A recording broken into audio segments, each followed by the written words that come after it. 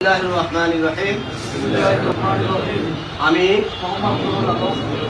Doctor নাম বলেন ইসলামী আন্দোলন বাংলাদেশ বরগুনা জেলা শাখা যার পদ বলেন নিযুক্ত হয়ে আল্লাহ তাআলাকে সাক্ষী রেখে ওয়াদা করছি যে আমি আল্লাহ তাআলার সন্তুষ্টির উদ্দেশ্যে আন্দোলনের সম্প্রসারণ মজবুতি অর্জন ও মূল লক্ষ্য হাসিলের সর্বাত্মক প্রচেষ্টা চালাব।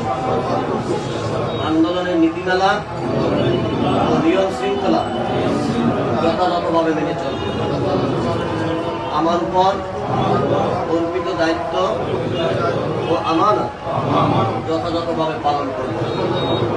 আল্লাহ তাআলা আমাকে ওয়াদা পালন করার তৌফিক দিন। আমিন।